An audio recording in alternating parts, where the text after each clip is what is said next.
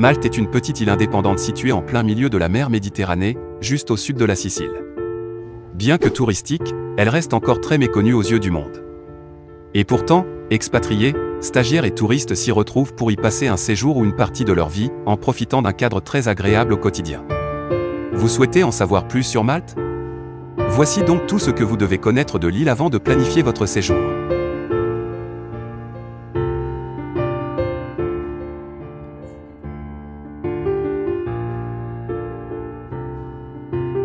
Malte est devenue une destination touristique prisée en Europe.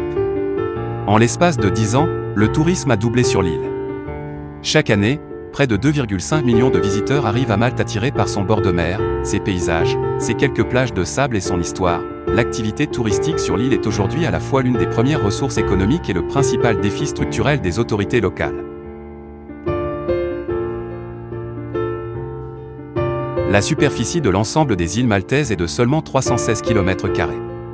Le petit archipel méditerranéen situé à quelques encablures de la Sicile est donc le plus petit État de l'Union européenne. La plus grande des îles, l'île principale porte également le nom de Malte. Elle mesure seulement 27 km de long sur 15 km de large. La capitale de Malte, La Valette, a la particularité de figurer sur la liste du patrimoine mondial de l'UNESCO depuis 1980. Avec près de 514 000 habitants, Malte est le pays le moins peuplé de l'Union européenne. Il est devancé par le Luxembourg et ses 626 000 habitants et Chypre avec 888 000 habitants, une donnée à considérer avec précaution. Malte est à la fois une destination très touristique, mais aussi prisée des expatriés.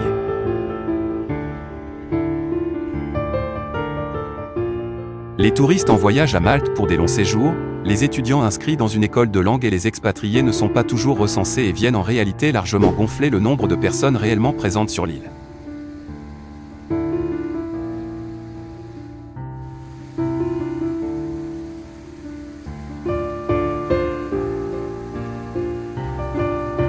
Malte appartenait aux Phéniciens, qui utilisaient les îles comme étape d'approvisionnement lors des routes commerciales en Méditerranée.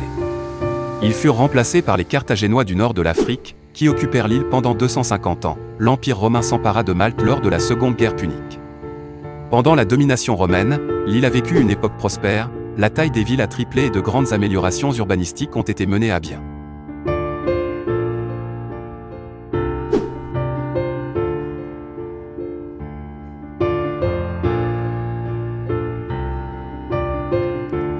Selon la Bible, l'apôtre Saint Paul débarqua à Malte et il répandit le christianisme sur l'ensemble de l'archipel. On dit qu'il s'est réfugié dans les catacombes de Saint Paul et qu'il a vécu un temps à Mdina jusqu'à son retour à Rome pour y être jugé. À la suite de la dissolution de l'Empire romain d'Occident, les Byzantins occupèrent Malte pendant presque 4 siècles, jusqu'à l'arrivée des Arabes. La population s'est alors convertie à l'islam.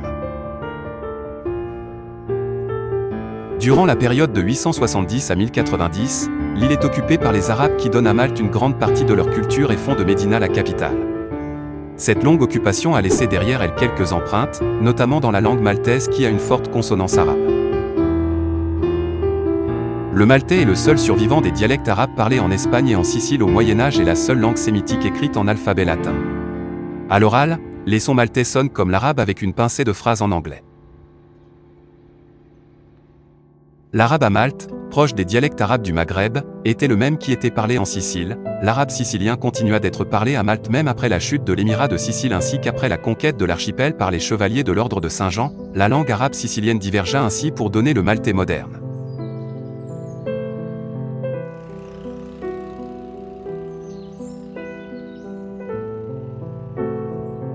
En 1090, le comte Roger le Normand, venant de Normandie et roi de Sicile, s'empare de l'île. À ce moment, les diverses religions arrivaient à cohabiter ensemble intelligemment. En 1127, l'île est sous la domination sicilienne. Les musulmans sont chassés et la population se rechristianise, mais la langue arabe reste bien présente.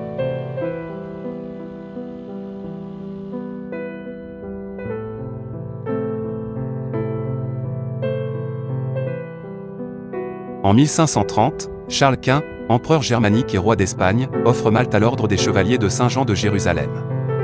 Cet ordre se nomme par la suite l'ordre de Malte. En prévision des nombreuses attaques pirates, Médina, la capitale de l'île, est alors située à l'intérieur des terres, puis rapidement déplacée en bord de mer, protégée grâce aux nombreuses fortifications. Ils s'installèrent majoritairement à Sangléa, Cospicua et Vittoriosa, les trois cités.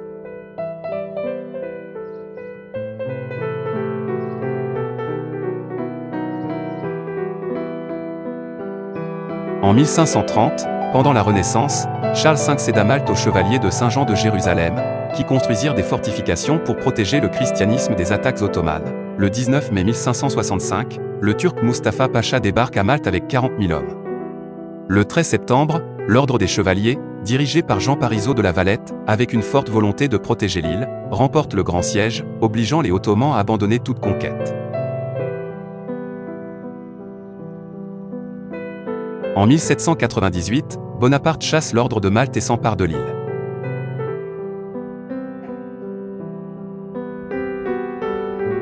Face à l'occupant français, les Maltais appellent les Anglais, par le biais du traité de Paris. Malte devient une colonie britannique en 1814.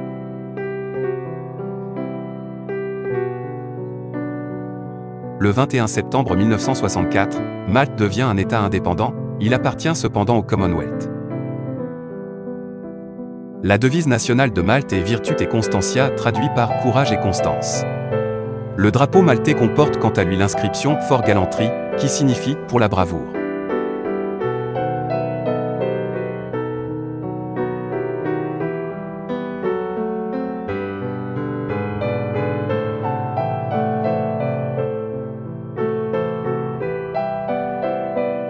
Malte est un petit État insulaire situé au milieu de la mer Méditerranée. Une position stratégique entre Orient et Occident, maintes fois convoitée et objet de nombreux conquérants, l'État insulaire maltais est membre de l'Union européenne depuis le 1er mai 2004, il en est d'ailleurs le plus petit membre aussi bien par sa taille que par son nombre d'habitants.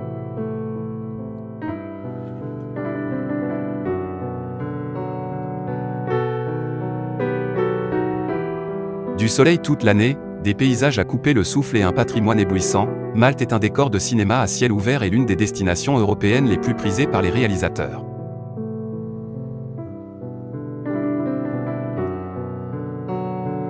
Se perdre dans les ruelles de Malte est la meilleure façon de voyager dans une autre époque et de ressentir l'essence de cette île méditerranéenne. Si vous avez peu de temps pour profiter du meilleur de Malte, nous vous conseillons de commencer par la visite de la Valette, la capitale du pays. Cette ville construite par les chevaliers de Malte héberge plus de 300 monuments touristiques.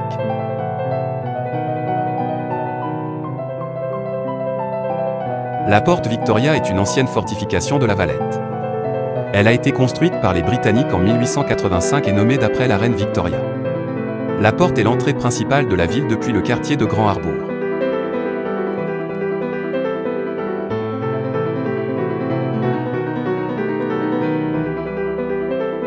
La Valette est le joyau baroque de la Méditerranée. Une balade à pied dans la capitale de Malte, c'est la découverte d'un concentré d'architecture et de monuments jamais égalés au monde. Classés patrimoine de l'UNESCO, ses palais, églises et musées renferment des trésors. Visitez aussi ses jardins et ses quais, vous serez récompensé par des panoramas extraordinaires.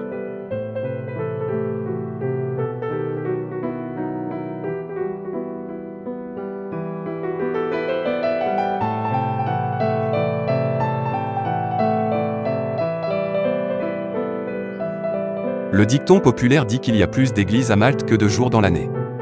C'est en effet vrai, Malte possède plus de 365 églises et chapelles ainsi que 4 cathédrales, la cathédrale Saint-Jean, la cathédrale Saint-Paul, la cathédrale Saint-Pierre et Saint-Paul de Mdina et la cathédrale Notre-Dame de l'Assomption de Gozo. Cette concentration unique d'édifices religieux a en grande partie été érigée durant les années de domination de l'Ordre de Malte. La co-cathédrale Saint-Jean est un exemple de la splendeur du baroque à Malte. Sa décoration soignée et ses murs chargés de motifs dorés sont difficiles à trouver dans un autre endroit du pays.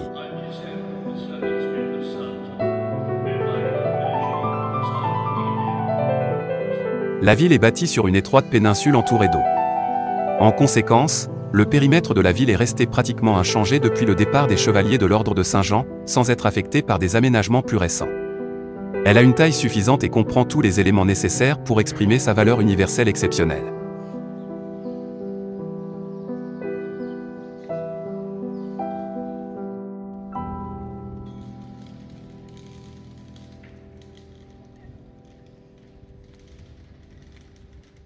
Le palais magistral à la Valette est la résidence officielle du président de Malte, une partie est devenue un musée où on peut découvrir l'histoire et l'héritage de l'île.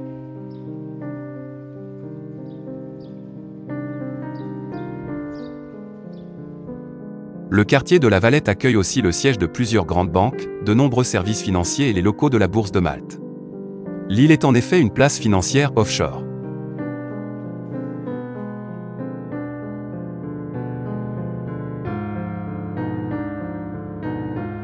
Bâtiment parmi les plus imposants de la capitale de Malte, il était l'un des plus grands hôpitaux d'Europe au XVIe siècle. Plus connu alors sous le nom de l'infirmerie sacrée, la vocation première de l'ordre de Saint-Jean de Jérusalem était de protéger militairement les pèlerins qui se rendaient en Terre Sainte mais aussi de leur donner des soins médicaux d'où leur nom, les hospitaliers.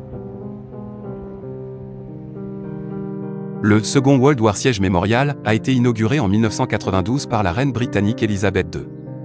L'immense cloche sonne tous les jours à 12 heures pour commémorer les victimes du siège allemand.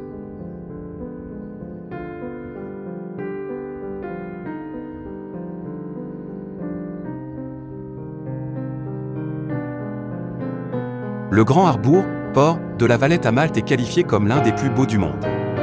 Il est utilisé en tant que port depuis l'époque des Romains. C'est un des plus beaux points de vue de Malte et un lieu incontournable aussi bien de jour que de nuit.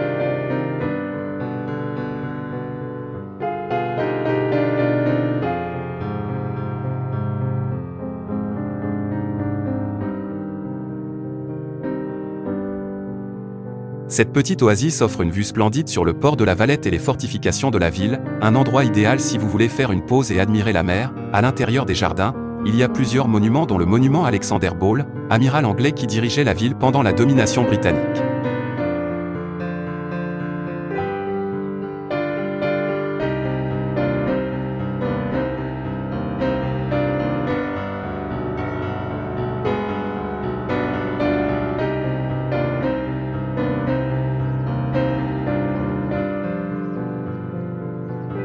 Contrairement à de nombreuses capitales européennes qui conservent un centre historique autour duquel se développent des quartiers plus modernes, l'ensemble de la Valette peut être considéré comme un centre historique, charmante, accueillante, sécurisante, typique. Rares sont les capitales qui réunissent autant de qualité et d'attrait.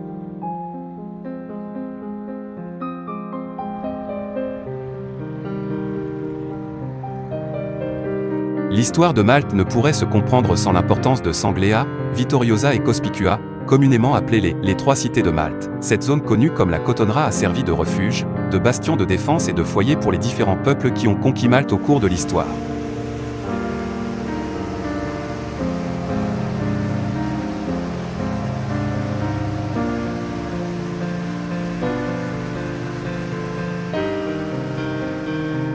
Pour traverser, nous avons pris un bateau navette, 3 € aller-retour, avec la compagnie Valletta Trois Cities Ferry qui se prend au pied de l'Upper Baraka Gardens. Le trajet est très court et dure une quinzaine de minutes, le bateau nous a déposés dans le port de Sanglea.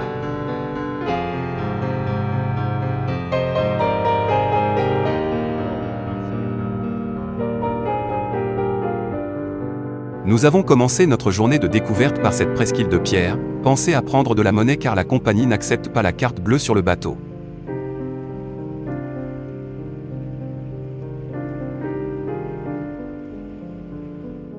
À leur arrivée sur l'île de Malte en 1530, les chevaliers s'établirent à Birgu et en firent leur capitale. Ils y construisirent un hôpital. Leurs auberges, aujourd'hui, Vittoriosa, renommée ainsi après le siège de 1565, est la cité ayant le mieux conservé son architecture médiévale.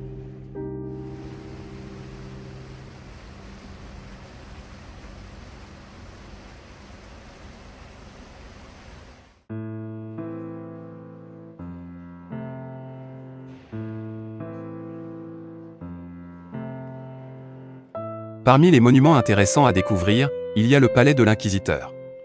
Ce bâtiment servait autrefois de tribunal pour juger les habitants qui ne respectaient pas les règles du catholicisme. L'intérieur est austère, on y découvre la salle du tribunal, des petites pièces de torture et des cachots, et bien entendu les appartements de l'inquisiteur en personne.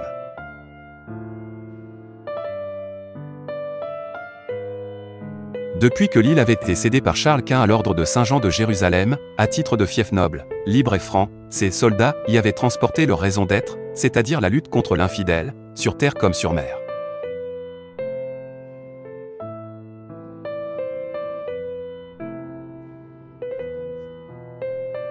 Le sort fait aux irréductibles témoigne de la sévérité toujours plus grande des sentences prononcées par le tribunal inquisitorial entre la fin du XVIe et le milieu du XVIIe siècle. Les renégats irréconciliables risquent le bûcher et plus tard les galères à vie.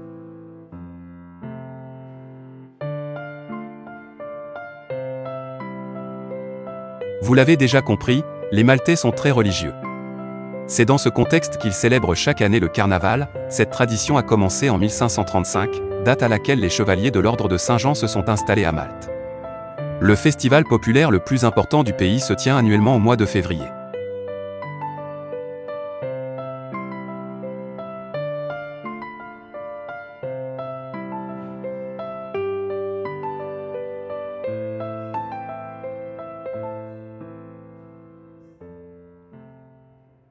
La communauté musulmane maltaise se retrouve autour du centre culturel islamique, créé par la Société pour l'appel islamique dont le siège se trouve à Tripoli en Libye.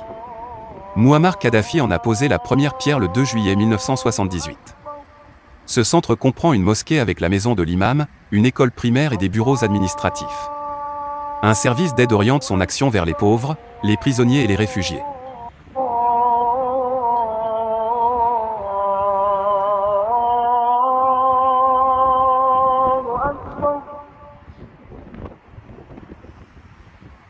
أشهد أن لا إله إلا الله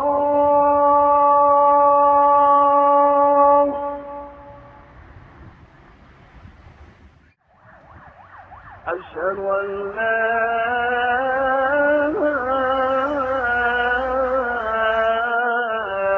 إله إلا الله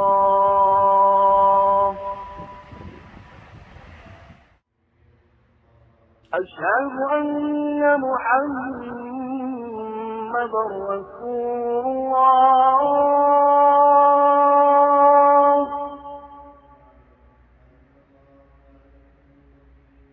أشهد أن محمدا